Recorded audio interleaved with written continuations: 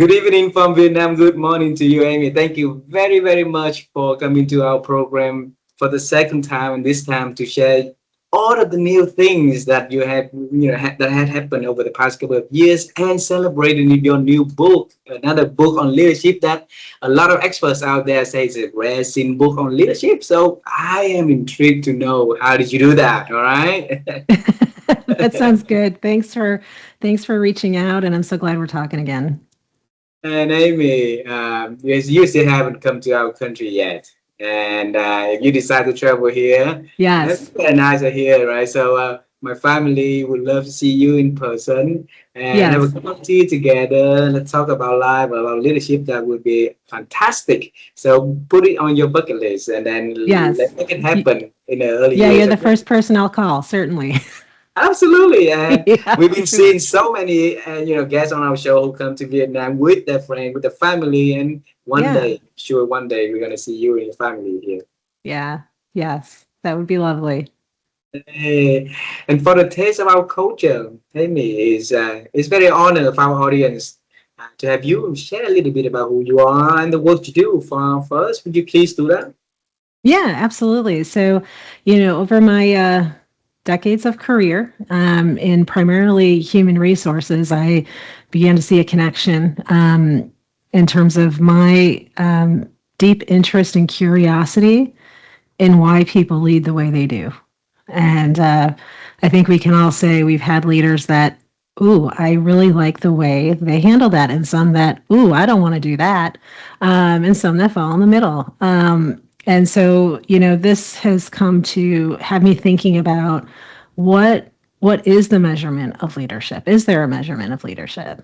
And we've come to know leadership as some things related to visibility because that's how we grow up in our roles. And so the work that I do today is, primarily, partnering with CEOs and their heads of HR, because that's the work I've been doing and continue to do, in building leaders for the business they're becoming, not just the one they've been. And I do that through a variety of means of, working with them on things that they're challenged with or a growth mode that they're in, and helping them really discover, the effectiveness of their leadership team and ways in which we can strengthen it. So that has been the focus of my work through, various means. And then obviously I love writing.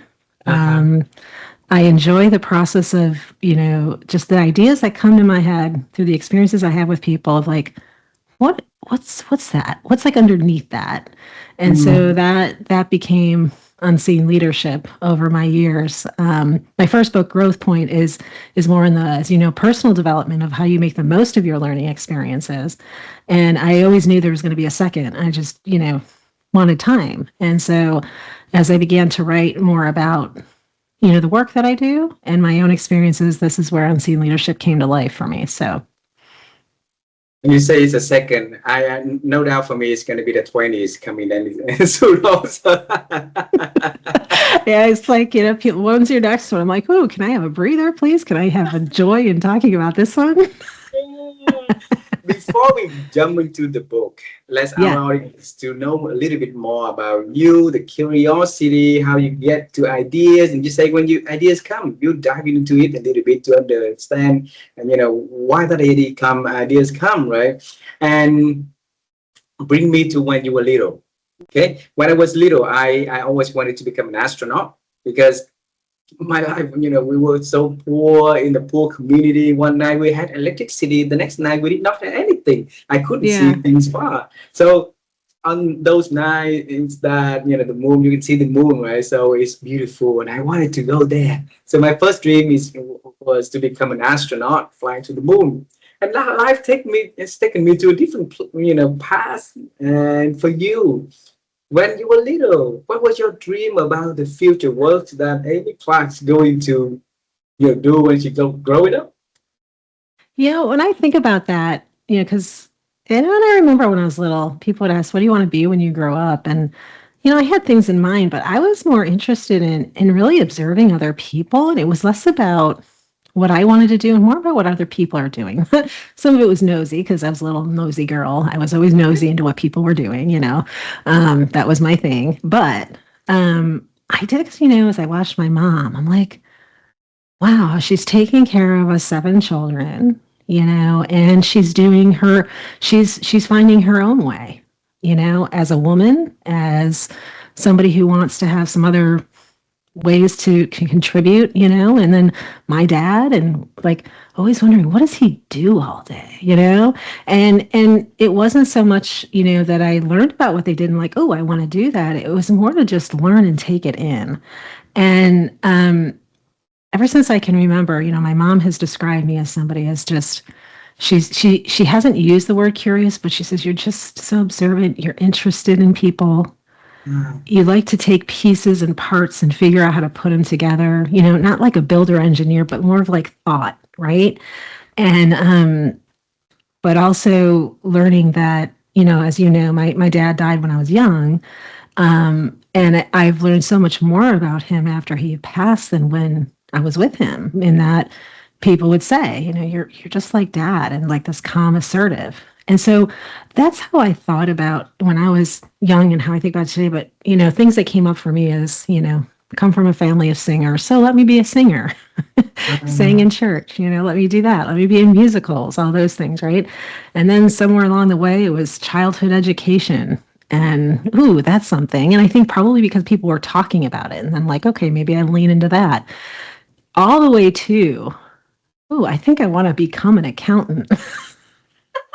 It was all over the place, really all over the place. Mm. So, but I think probably, where that accountant came from is I learned, because I seem to feel naturally lean into taking pieces and parts and analyzing them and trying to come to something and providing solution. Like the business part came to me, right? So yeah, I just had this wonderment, I guess, as a child of just learning from people and less about I want to be this, um, and more about taking in from other people to learn more about me. I wouldn't have described it that way, obviously, when I was little. It was just more of a thing, right? Mm. And so I love that question you asked, because all of us can look back at our childhood and reflect on how we thought, and then we can kind of say, all right, that was my natural tendency. How has it built who I am today? And do you still lean into those things? Mm. So when your mom say you have the interest in observing people, right? And if you can look back at all the journeys of observing other people at different level, different, like ethnic, different, like ages and stuff, what's the common themes that you see that interesting enough from other people that you can apply to your life, apply to your thinking, apply to your work? Amy? Yeah, yeah. I, thinking about, I mean, there are a few things, but the first thing that came to mind is we're all working to figure ourselves out continuously, Mm. and and asking questions. And I think we ask questions, and some of us close those questions early. Some of us sit with the questions. So I do find that we all have this natural um, ability to be curious. We all do as human beings. We see something new, we want to explore it, right? And so I think that's the common thing is people are curious, but there's different levels of curiosity and where you take it, right? So I think that is the common thing, that it's like we're still trying to figure ourselves out, and then we try to figure other people out or situations out. That's just this natural tendency that I found. Uh, and Yeah. from people in general, and later through the works, decades of work, your curiosity on people starting to be more on leadership, right? Yes. Yeah. Why is that?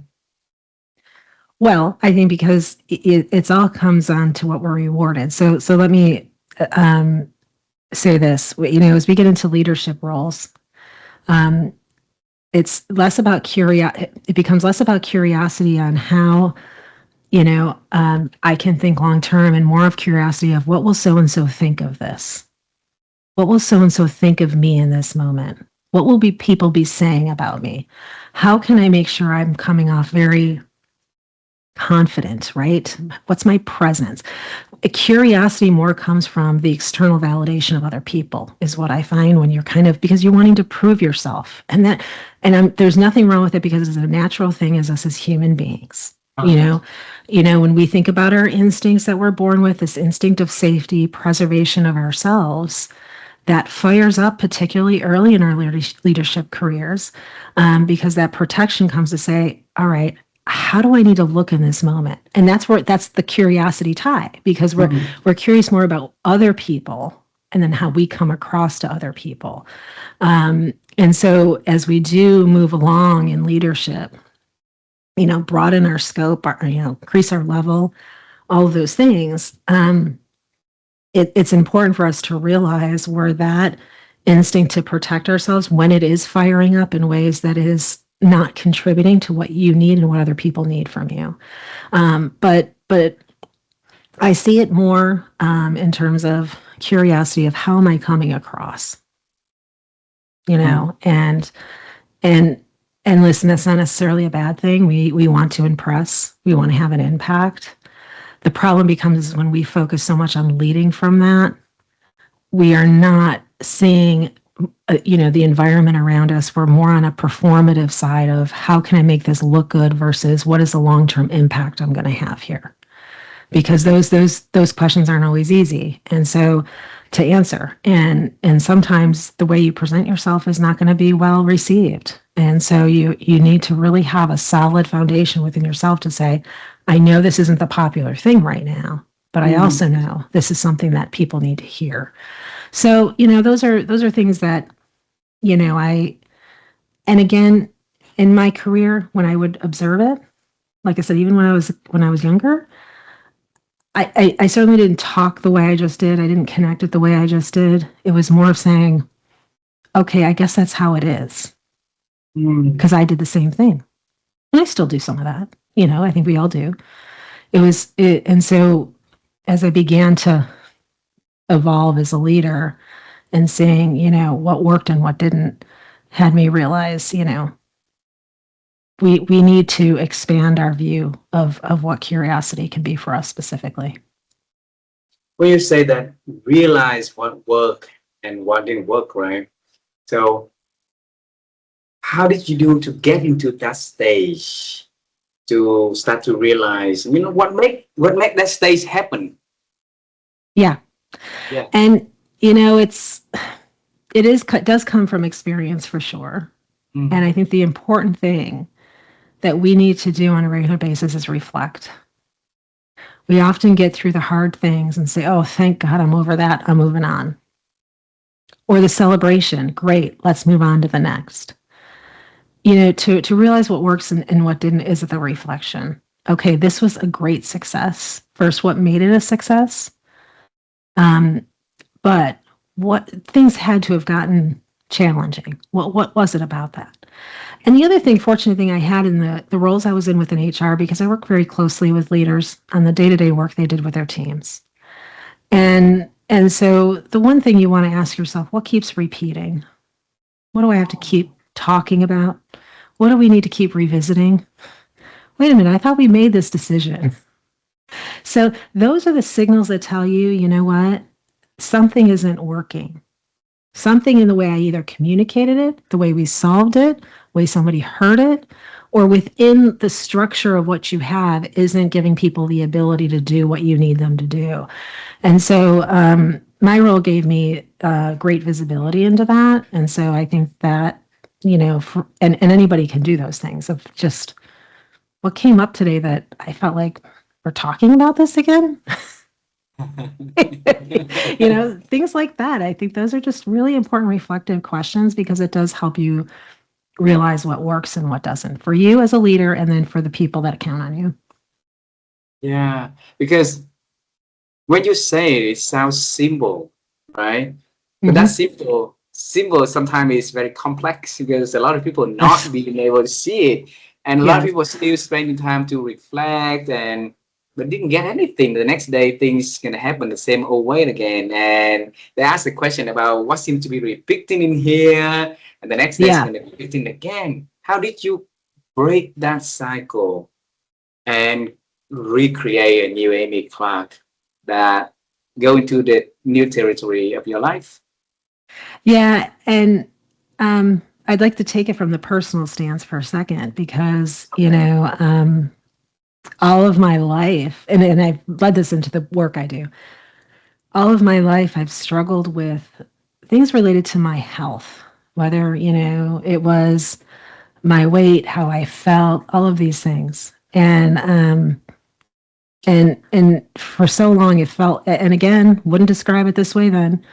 It was like this mask and this covering over me, because I'm very good at faking the smile. I'm doing good, right? I became Mhm. very good at that because this armor I had in front of me. And um and so the whole thing is I knew I wasn't feeling right about myself. I knew I wasn't meeting the potential I needed to personally and professionally, and I just didn't like the way I felt inside.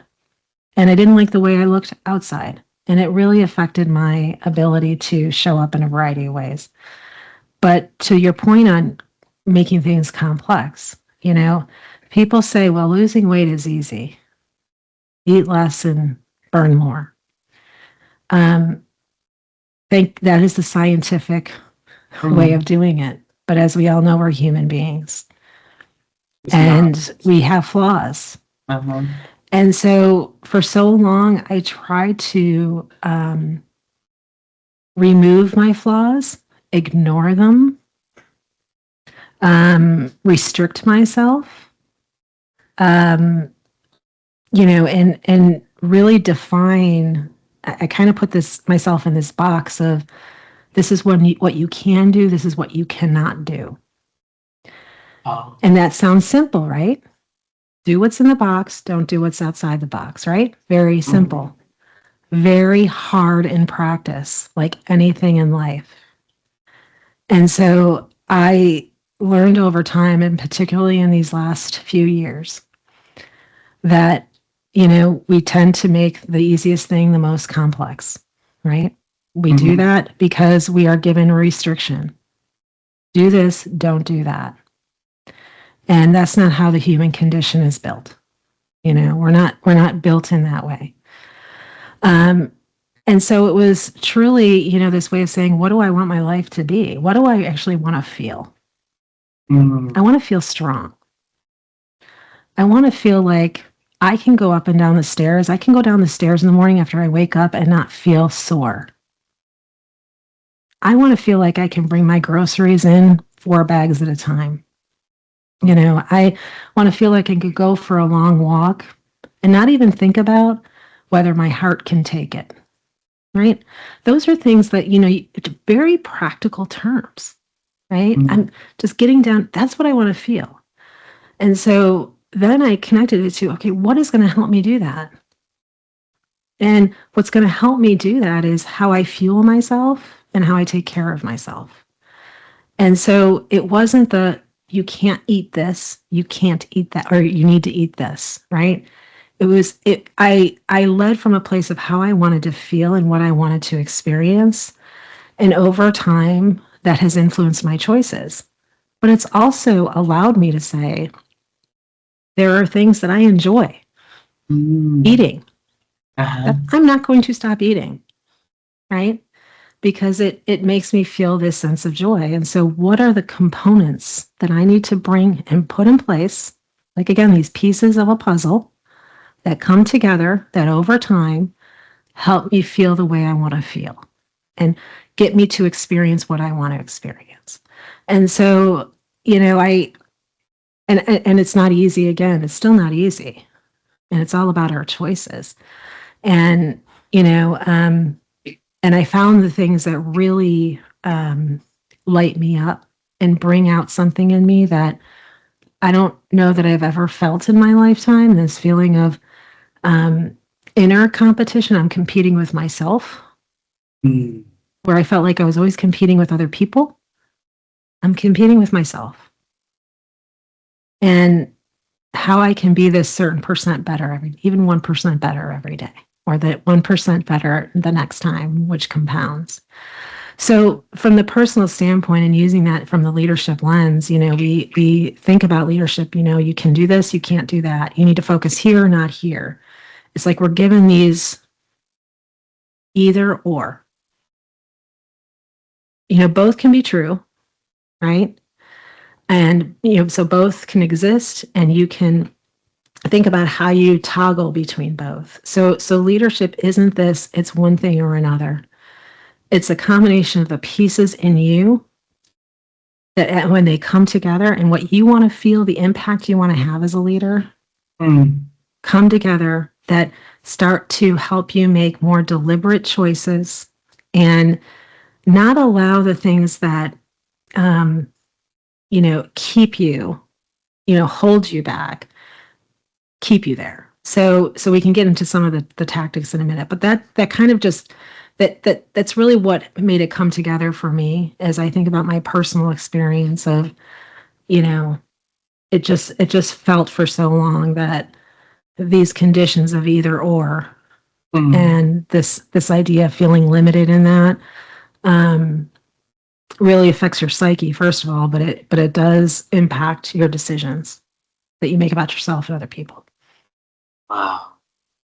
Conversation like this is for us to unearth some transformative moments. And when you said the word realize, I want to bring that realization onto, a picture for our audience to maybe they have a different games on their hands, there are different objectives they want to get.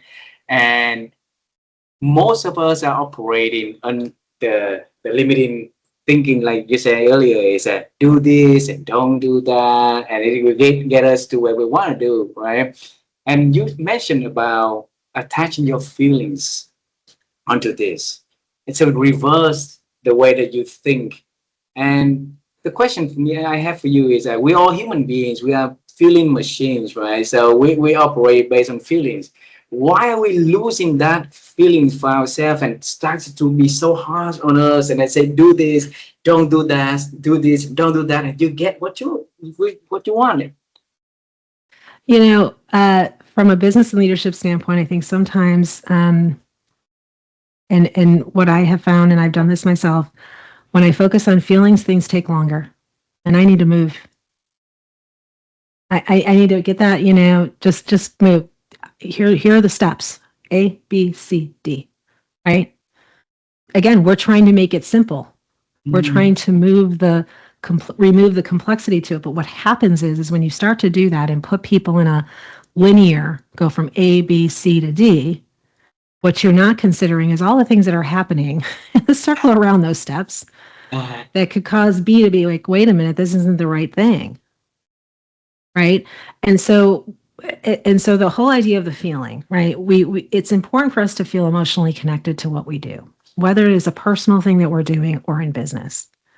And there's different levels of that, right? We all feel like we want to have an impact, that we're doing something that makes us feel good, or we're doing it for a purpose. Some people arrive to work because they're doing it for a purpose to provide for their family and for the things they want for their family. And then on top of that, it could be, I'm here because, yeah, I want to provide for myself and my family, but you know what? I want to put my stamp on something. And how does that feel? And so you said it. I mean, we have this, we're feeling machines.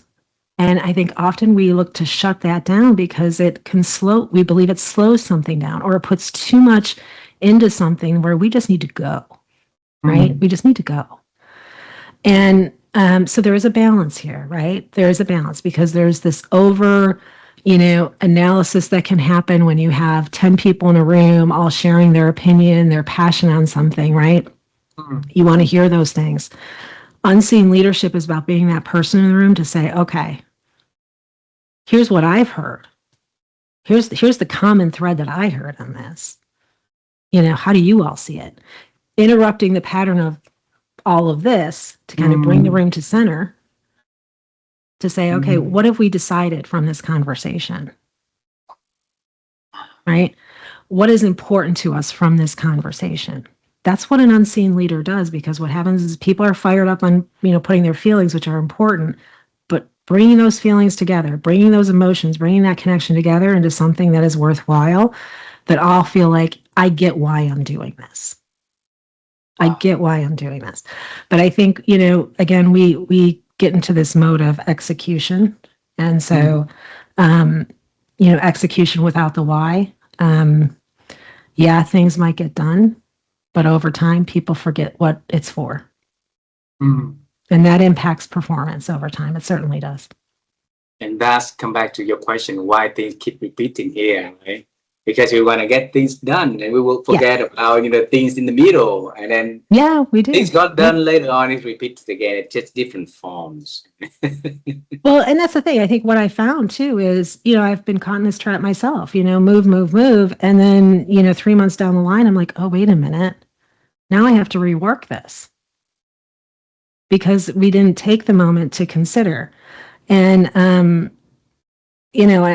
I'm not talking, let's make sure we're defining this. When I'm talking feelings and emotions, I'm talking, again, what you want to experience and the impact you want to have. Okay. I think leaders get uncomfortable with, well, I don't want to talk about to my people about their feelings and emotions. I'm not supposed to do that. I'm not saying about their personal or their deep emotions. What I'm saying is you can simply ask somebody you're working on a project, hey, what's your outlook on this? How are you seeing it? Mm. What are you most excited about? And what's on your mind that might be weighing on you? That's what I mean by feeling and emotion. Like, what do you want to shift for yourself when this is when this is completed? What do you want to see? Mm. Right? You don't need to necessarily use what do you want to feel, and use those words. You're getting to it by talking about their perspective of a situation. Mm. Because when you start asking those questions, people start bringing up maybe things that are keeping them from moving as fast as they want to, or whether they're bottlenecks or things that are like opening the way and you want to do that more, you know? And so we need to take a beat, and that's getting curious. And that's also empathy. Empathy is seeing the outlook of others before your own. And when you Mm. simply ask people, like, what's your outlook? What's the outlook of the week? We have a lot going on, and Mm. that in and of itself helps frame that for people so they feel like, okay, I know by Friday I want to get this done, and this is how I want to feel about it. This is Mm. how this is the impact I want to have. And so you're connecting people to that. So the unseen leadership is something that you realize after your journey of transforming yourself from moving from the tactical um, strategy of doing your day onto putting the feeling and letting the feeling leading and designing the way that you want to do in life, right? Or you came with the unseen leadership first and then you start to see it reconnecting to the way that you transform yourself, and which one comes first? Well, unseen leadership is the part of is leadership. So Ah. it comes with it, right? It's not something you I would say not something like a tangible or thing you all of a sudden discover.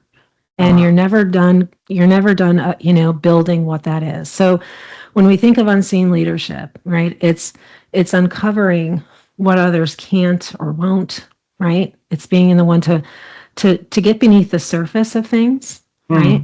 Mm. It's naming what we're avoiding in the Mm. room.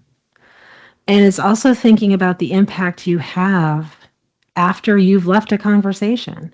Does your influence last? Does your influence grow as other people contribute, right? How are you helping other people grow? Um, and so, because again, we think of leadership often as these visible things that are on the surface, Mm. um, because they are quick hits. Okay, our monthly dashboard looks great, trending way we need to be trending. And so you focus on that. Um, what's coming up in 6 months or a year that we need to be talking about? Will this trend continue? Right? Or you're walking into an executive meeting and you're feeling like, okay, I need to have executive presence here. I need to make sure I got my words right and this right and this right. And when you're leading from that, you are not listening to what the room or what other people are saying. You're just not. I mean, when you're so focused on how you're showing up, so Mm, polished, following your talk track, you know, your mind just closes to the interaction that's happening in the room. mm, I'm not saying you don't go in there feeling confident and doing a great job. What mm. you want to go in there is to say, what is my role in moving this room into a conversation? Right? You Sorry, should, my puppy is starting to yeah, come bring up your to me. puppy to say hello. Hey. He's normally fairly quiet, just laying right next to me, but for some reason he does this when I start to get. There's Max. There's What Max. is his When I name? Max, Hey, Max. He's a. Max. Oh, we love to see Max also. You know what happens when I start talking with my hands and I get excited? He senses that in me and he comes up. It's like, ooh, can we play? So that's what happens. We want to see him also because we want to see like the Come on, unseen bud. things seen, right? So Come over here. Come here. You want to come up? hey, Do you want to see? Let's hey get you in the Max. let's Wow, get you in the hello. podcast, buddy. Wow. Hello, hello. Hello from Vietnam. Hello. All right, you go lay Um, down, bud. yeah.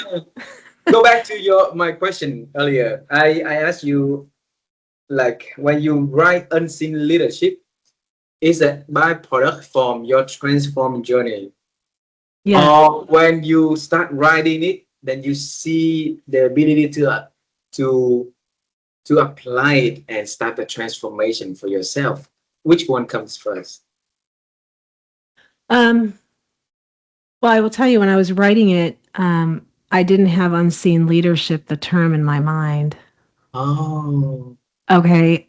It was more of like what was in my mind was interrupt your instincts from the beginning because I would talk through some things and say, you know, we need to interrupt our instinctual reactions or the things that we've always known, our expertise. We need to interrupt those things or feeling like we need to be certain, right? And so I began to write.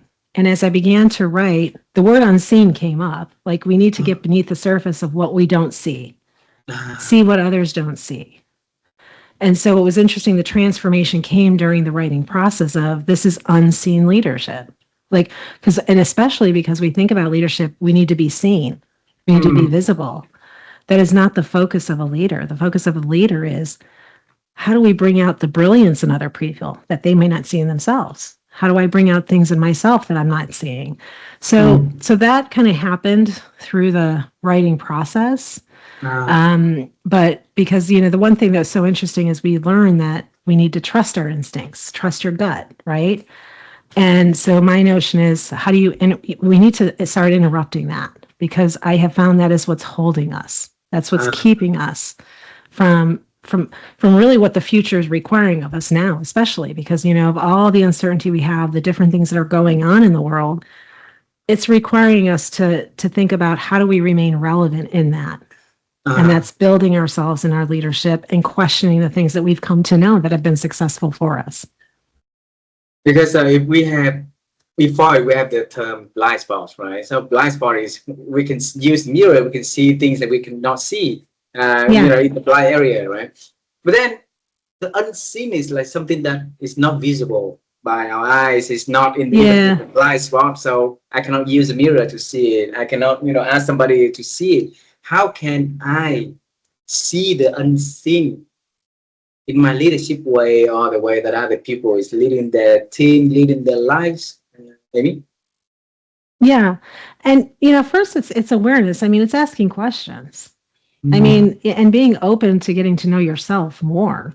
And that can be through various assessments that you do or conversations you have with people.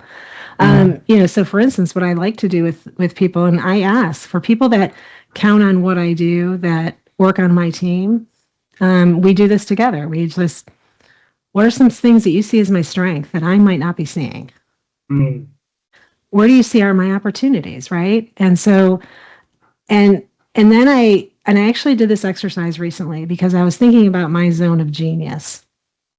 Yo, what? And my zone of genius. Zone of genius. Have you Okay. heard that term? You first. You're the first. Yeah, there's a book. There's a book on that. Leap. I think it's called Leap.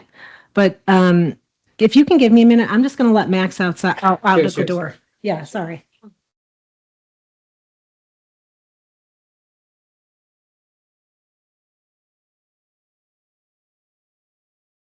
The zone of genius is about it. I was asking myself these questions of what did I do recently where I said to myself, man, I could do that again and again. I'd like to do that. Give me that again, right? And then I think about people that I serve, that I work with. What have they said to me that they've said thank you? When have they said thank you? What did I do? You know, and then I went back to conversations where people said something and I try to get verbatim. Like, you know, somebody actually said to me, you seem to see the dichotomy in things, like opposite truths, and helping us get to, how we move through that, right? That's stuff like that. And then obviously you look at those things that drain you, like that you're excellent at, but they drain you. And so, like I was saying earlier, like there are things that I'm really good at, but I felt like it just wasn't giving me the energy and the challenge that I Mm. need in my life right now. So it did some good for me then. That's kind of an awareness thing. So I think that's the first thing when you think about how you kind of see what's unseen. It's asking yourself those questions. And then, the thing that I do with teams, and it's through the care activator that's in the book. It's the leadership activator. So it's based on these four principles of curiosity, adaptability, resilience, and empathy. Mm. And when you lead from those places, okay, and practice, the ways, the lenses of each of those, um, you begin to bring up things that otherwise wouldn't be. So, for instance, in curiosity, right? Um, we all get enticed by the shiny object. Oh, this looks fun to do. Or, Mhm. oh, this seems to be a trend out here. Let's go after that, right? And it's easy to do because we feel like we can have some impact there. But to bring up the unseen is like, so is how does this relate to what we're trying to do long term? Is there a Uh, connection to that? Because sometimes we just go at the shiny thing because we know how to do it. We know we'll get results, but is it truly what we're trying to go for? this Right? one? Is it what we're trying to go for in the long term Okay. by focusing here? So Mhm. be careful of the shiny objects. Like, how do you cover that up a bit to see what's outside of it? And it's through those questions of how does it serve what we all agreed to where we need to be in 3 years? And by focusing here, where are we placing less focus now? And are we okay with that? Mm. Right? And so, oh wait, we're going to have to put this off and put this off. Well, hold it. We know that those things are important. Or yeah, we can. So that's an example of it, of when you lead from that curious place of helping bring up, people are so excited about something, right? It's not meant to slow things down or diminish the value. It's meant to expand the thinking in the room. And that is Mm. your role. Okay. Um, Resilience, for example. Um, we see it as this thing of keep pushing ourselves, persistence. Certainly, it's one of those things you want to see and feel like your limit. What are your Uh, limits, right? Resilience is also having a true understanding of what not to do, what not to pursue. Because by pursuing it, you are actually fracturing your resilience level because you're adding more than what you are meant to do. And mm. so that is bringing up something that you might not have seen before, right? So each one has a role in surfacing kind of what's underneath, the common things of leadership, of execution, results. All those things do matter, but if you don't look at these four over time, execution results will falter, and you won't see the growth that you're looking to see because you're looking at it from a short term optic view. Let's just go get results versus a Are these the right results we need to see? Are we going after the right thing? Hmm. Sorry, because you saw me up and down. I write Yeah, a lot of notes in here, and glad. Good. I wrote the curiosity, empathy, and resilience. And what's the fourth one? Curiosity, adaptability, resilience, and Adaptability. empathy. Yep. Okay. Wow. Really, I really want to say thank you for bringing up the resilience, for doing the things that we should not do. That Yeah. is something also I didn't hear before. And I'm like a dog following the bones and trying to do everything to get to the bone. And when you share about that, it made me feel like some bone is not worth following. Maybe there's too many other dogs already chasing after that. Maybe Yeah. I might need to go somewhere else to do that.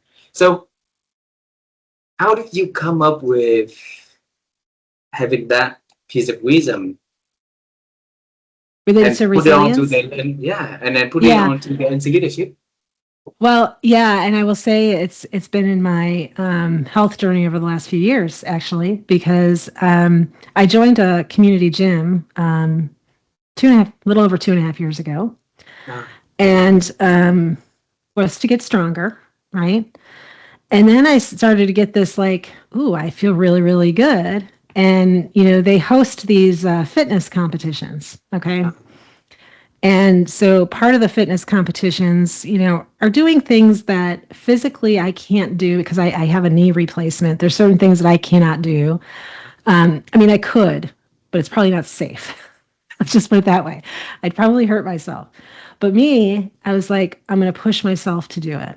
I'm going to push myself to be able to do this one thing. And it was actually stepping over a box, right?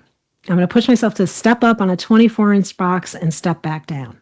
uh, And so focused on that I got aggravated. I got upset that I couldn't do it. This fear kept coming over me. And actually, my coach, and the other thing I wanted to be able to do was run. Okay. mm, mm.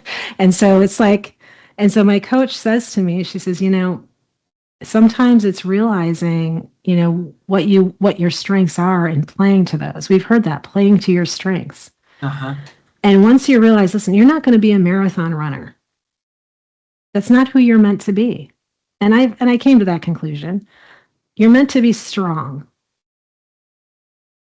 You're meant to be able to carry like physical weight to take care of yourself. You're meant to have your body so strong that when you're 80 years old, you're mobile. When you're 85, you're mobile. Right? And so what was happening in that moment is I was comparing myself to the other people in that gym who are more fit than me that were doing all these things. I'm like, I want to be able to do that. I want to be able to do that. And that was a moment where it's like, okay, resilience meant what by focusing on the things that I really shouldn't be doing because it wasn't safe for me. Mm. I was cracking my resilience in other areas where I was strong. I wasn't as strong there because the whole idea, the mental thoughts that came through my mind, and I was pushing my body physically too much to try to do it, that it was affecting me in my strong areas. And so that's an example of stop trying that. It's okay. You can't be everything, Yeah. you know? And and it just and so I think that whole thing of that experience had me realize, as I was thinking about resilience and unseen leadership, and this whole idea of push, push, push, um, is exhausting. You know, No. you can say yourself, push yourself, okay, you can do this. That's one thing. But when you do it at the expense of your own well-being, that's not healthy. Amy, I think thank you very much for sharing that. Yeah. And my wife and I, we've been talking a lot about that and the whole notion of the motivational, like where people go into states and talking about pushing the boundary, nothing is Mm. impossible, and da da Yeah. da da da da. And those are like you say earlier, it's a shiny things, and people look at the shiny things and say, "Oh, he can do it, I can do it." But then we are born differently. They have things doing differently, and maybe behind all of those shining things, that individual has a lot of pains, a lot of health issue Yeah. that never share to anyone. So Yeah. maybe the unseen leadership is the way for us. If we can build that capacity for us to be able to see beyond the shining objects in here, to look in the things that not shown, and I I start to love see that. like that. Okay, maybe like Yeah. looking differently, right? Yeah, and and again, so it's they look at if you look at the world the way that is orchestrated at the moment, is a lot of people fall into the trap of those shining objects, right? We do. Yeah, the money, the title, the Yes. whatever, the beautiful Yeah. cars, the big house, right? And then because of that, we keep chasing and keep running the hamster wheels and keep exhausting ourselves, never be happy, right? Yeah. So when you write the unseen leadership, what is that you want the readers, the managers, the leaders, whoever reading the book, to take away a few points that they can, become if they really practice all the things that you share in the book. Yeah. First, all those things you just shared is, going after the shiny objects. That's a human response. Mm, Okay. And we're not wrong. We're not bad people. We're not, that's just our human response. So everybody has that. So my mm, first thing is that just know when it comes up and notice that. And notice if it is serving what you want for yourself. And just because the person next door to you is chasing after those doesn't mean that you need to. What helps you be settled in your life? It's mm, important to understand that, because when you understand that, you understand what helps you be settled in your leadership. And I think that's the first thing, is just human response. It's natural. It's going to continue to come up. Don't try to fix that. Don't try to say, I'm going to stop doing that, because you're just going to feel defeated. Okay. Allow it to come up, notice it, and choose. Okay, I want that car. Okay, go ahead and get the car, right? Or I want to get that promotion. Go for it. But know why you're doing it. Because you know what? I know I can have a big impact on a bigger part of this company. I have all these ideas and it's just firing me up. Yes, go for that. But to go for the sake of, I want to have some status here and feel like, and just that symbol for you. Everybody has their own things that motivate them. I'm not, you know, um, crushing on anything with that. I think everybody has their own thing. I think it's important to know why you're doing it, though, and is it in service of who you are. mm, Um, and so I think that's one of the main things. The other thing is that, you know, um, to have deeper awareness of yourself helps you to have deeper awareness of other people, and you lead better. You lead. You're able to see things in other people too. So when you were really taking a hard look at, so for instance, I'm working with a leader right now who keeps using the word, I need to feel more confident. I need to be more confident. We hear that a lot from people, but it's mm. more than that. What does confidence mean to you? Where does it come from for you? Who's given you that definition? Someone else or you? Is that what you want it to be? Right? You start to learn those things about yourself, similar to the shiny object. You're in better position to coach your people in that way too. When somebody says, I just don't feel confident about presenting this. Okay. What does confidence mean to you? Like, to be confident, what is that for you? Ah, What do you want to be the end result after you present? What do you want people to know, understand, right? And you know, in those conversations, people begin to know themselves, get to know themselves more, mm, and then you're helping them. So I think it's one of these things, as you read the book, think about it in terms of you first, ah, because that's where leadership starts. Get to know yourself. Because once you work the practices in that book for you, you see how you can work that for your team. You have met a lot of great leaders or read a lot about great leaders. Is there any example of the one that you can easily see that he or she is having the unseen leadership, mastery inside of that individual? Yeah, some of the best that I've seen actually make their pauses visible. What I mean by that, they're hearing something in a room, right? And you can tell they have their immediate reaction in their head and they want to spit it out. But some of the most exceptional leaders I see actually sometimes physically take a minute and take a breath. Some say, you know, I really want to, talk through what you just said there because it's really, it's connecting to what I'm thinking about over here, right? Or can you tell me more?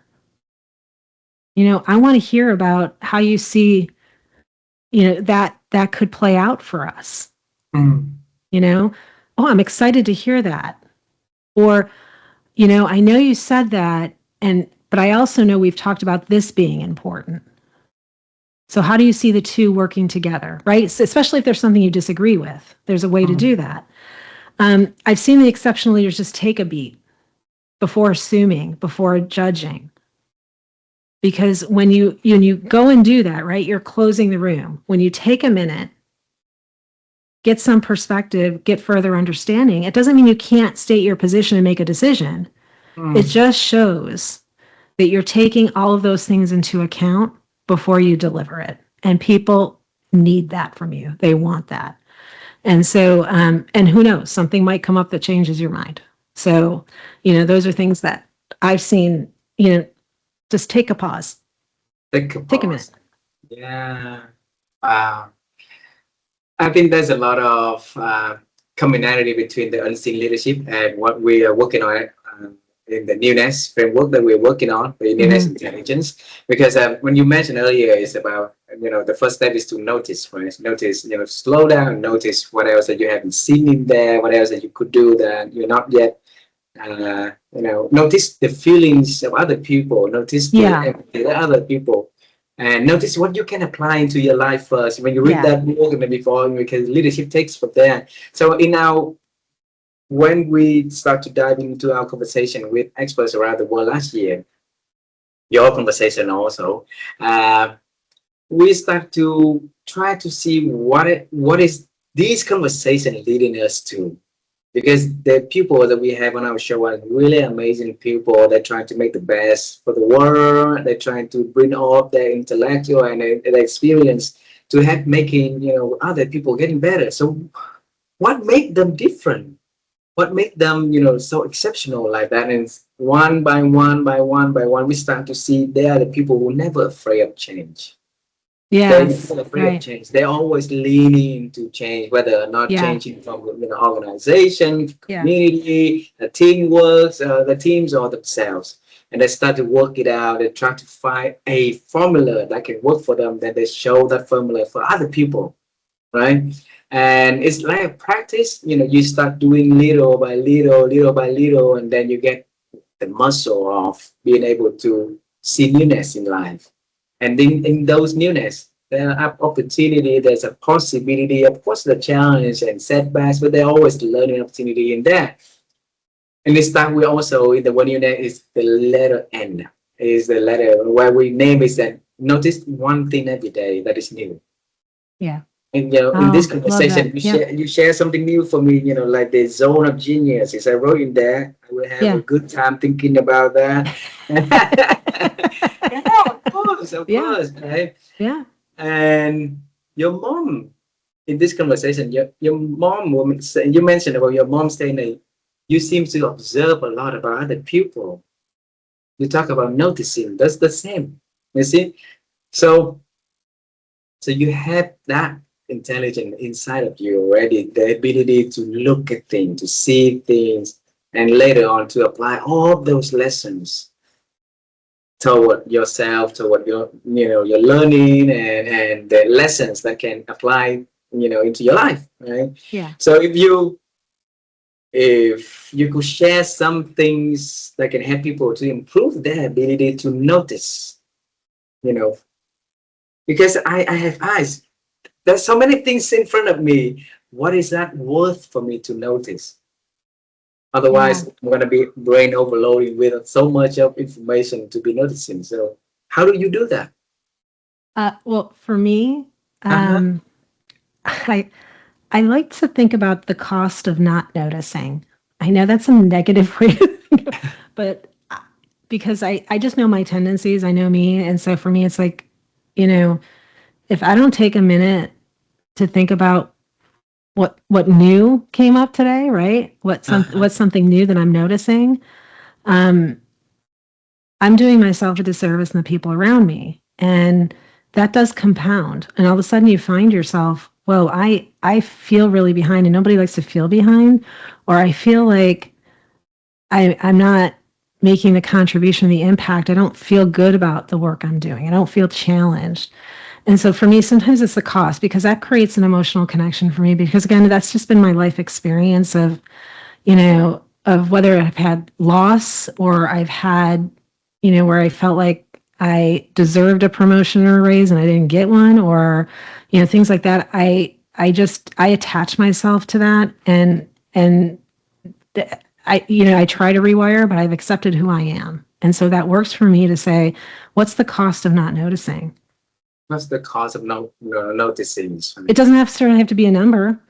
It Uh-huh. could be, well, you know what? If I don't notice new things, how can I bring up new ideas? And if I don't bring up new ideas, people may not seek me out. And if people don't seek me out, I'm not going to grow. I'm not going to see myself in the role I want to see myself in, or I'm not going to see the success I want to see. And what's that going to cost me as a person?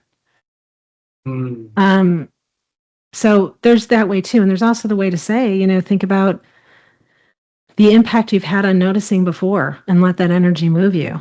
Like when I noticed this the last time, man, it really changed somebody's trajectory. And Mhm. I loved that feeling and I want it again. Yeah.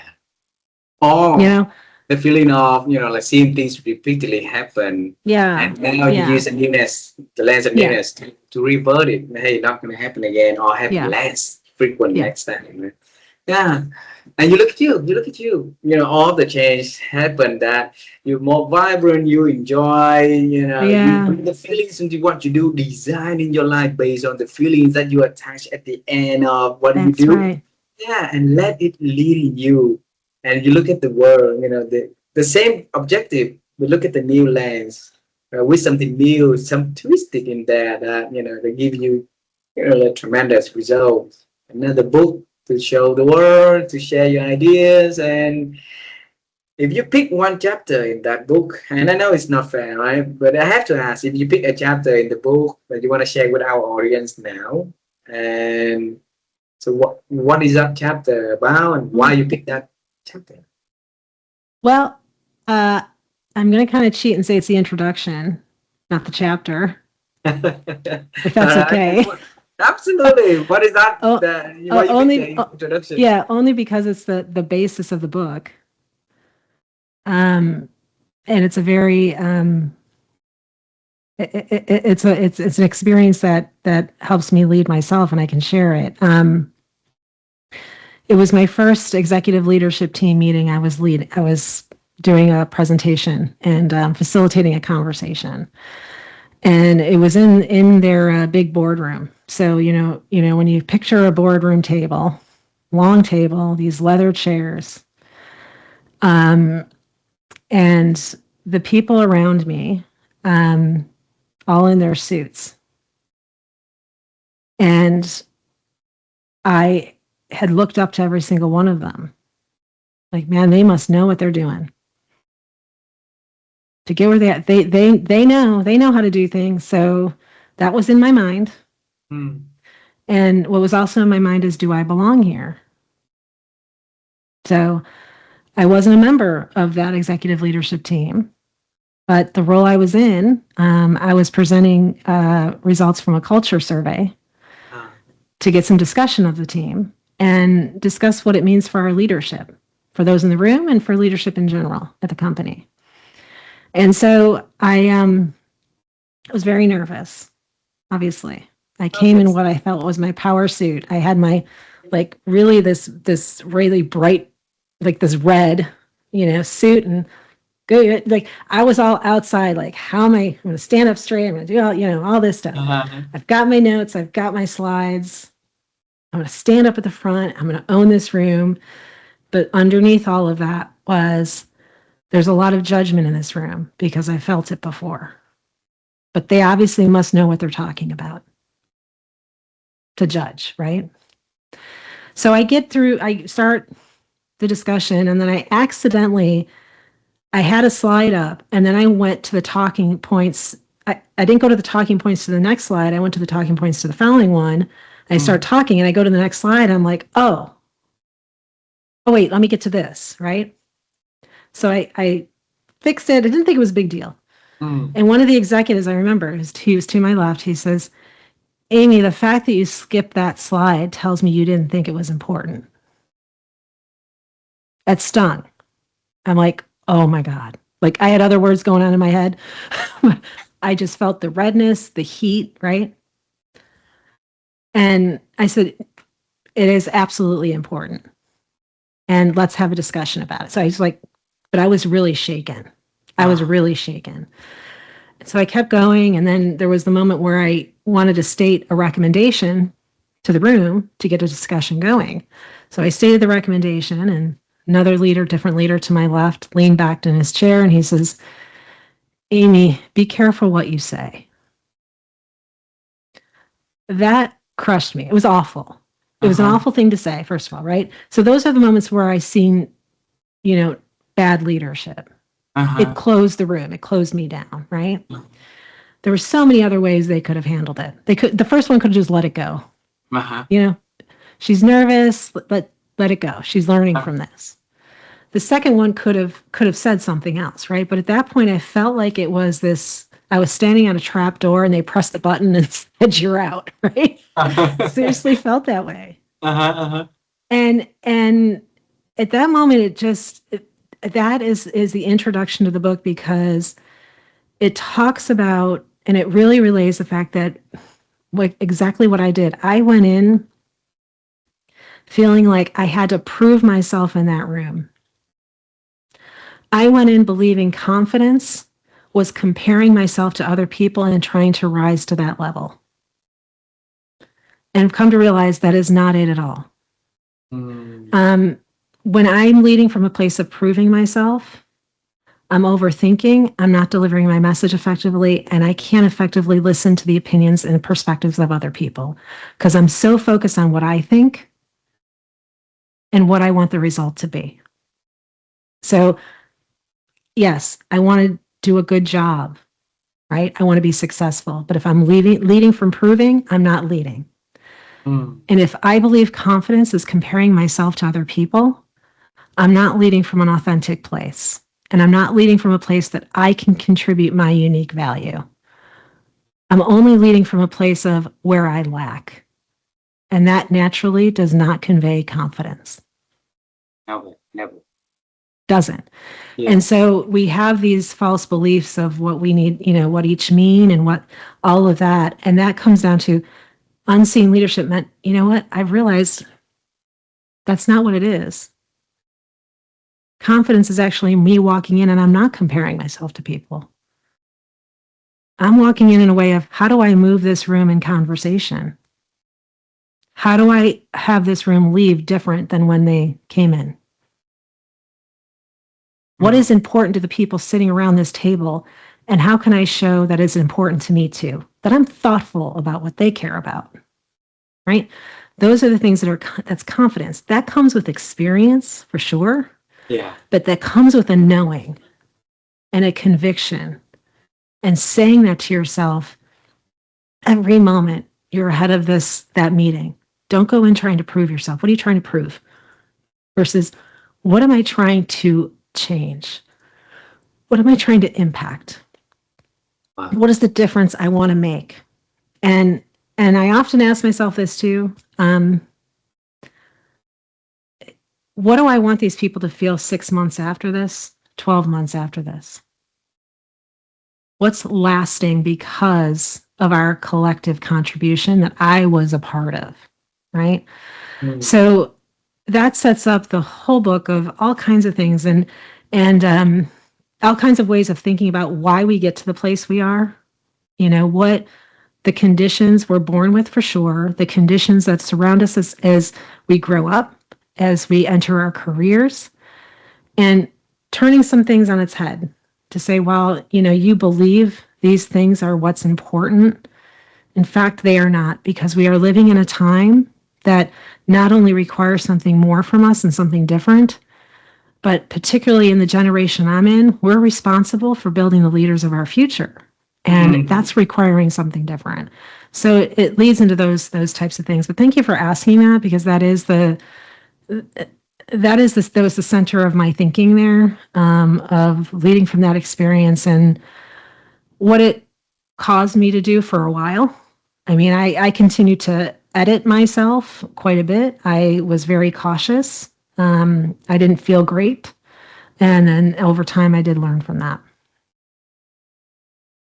If we can travel time together and meet you at that particular boarding room, I reckon that all the leaders walked out. You're gonna stay there for a minute or so after that, and you sit next to that Amy, and you talk to that Amy. So, what is that you're gonna talk to her? Oh, wow. I love that question. I have not looked at it from that view before, and I love that. So what I'd say to Amy in that room is, these people have been where you are. They're no, they're just as human as you are. Mm. That they chose you to lead this and facilitate this conversation for a reason. Remind yourself of that reason. Lead from that place, right? I think those would be the initial things, because I think that probably would have, my nervous system was fired up quite a bit, which is a natural thing. Like if you're not nervous, there's something, of course you're going to be nervous, but how you In that regulate that, situation. right? How you Uh-huh. regulate and use that energy. It's not to remove it. How do you use that energy? And I think those are things that, um, I lead from today, that sitting next to her then would be that. After the meeting, it probably would have been a moment of compassion of, I know that was difficult. And it's okay that things get difficult. It's okay that you get tripped up in the moment. We don't always think on our feet when we need to. Mm. Because what I didn't want in that moment was somebody say, you should have done this, you should have done that. Yeah. You don't want to hear that. You need somebody to give you some compassion and open the door to give yourself some grace. Yeah. Because Because every that, single person sitting there has done something like that. yeah, Yeah. that was unseen for her back then also. So the process of learning, of Yeah. extracting all the lessons later on, you build a stronger, more resilient, more empathetic, Yes. Yes. adaptable, more curious Amy Yeah. in the way that she see herself, see other people, right? And that's how, leading you to write the book. That I have other Yeah. people to do that. Two last questions for this conversation. Okay. And my wife and I, we always love to help people to improve their ability to think. So, conversation like this is one of the best way for us to help, the people to pick up something that they can apply immediately. And so, for you and me, over the years, how have you been expanding your ability to think? I read not just nonfiction, but fiction. Hmm. Because especially nonfiction, or I'm sorry, fiction rather. I'm sorry, I meant to say fiction, because it opens my creative mind and my visualization. that's been it for me is reading. Mm. And I notice when I read, I enter back into work I'm doing, certainly with more energy, but with some clarity. Mm. I especially like to take a minute to read when I'm stuck on something or there's just a lot of just noise and negativity in my brain. I sit down and read something, and it does allow me to um, redirect my thoughts, Mm. and then I'm able to expand my thinking that way. And I just learn from reading too. It gives me ideas, and or I'm reading something like, oh, wait a minute, that's interesting because I'm dealing with this, right? Uh-huh. Uh-huh. Yeah, You see, you start with noticing something. You starting to notice your feelings, and you go back to reading, and then from reading, like I'll share with you the steps in the newness mindset. Okay, give me 1 second. So when you have the newness mindset, is one is start with notice one thing every day. All right. So embrace curiosity. From that new thing, what is that? yeah, How did you yeah, feel about that? Right. And then what your first step? On from what from something new that you realize inside of you, outside of you. Then what first step from that learning to see what is that teach you. So go to the yeah, next step is navigate the discomfort, because everything new is we always have something like discomfort coming inside of us. The things that we're familiar with, the experts inside of us will tell us differently, right? And then the step after that is extract the learnings, like you mentioned, is where you learn the ideas from the new books that you read, the new, like paragraph that you read, some ideas that came up, you extract the lessons. The last two, and I want to ask the last question is about the one of the last two.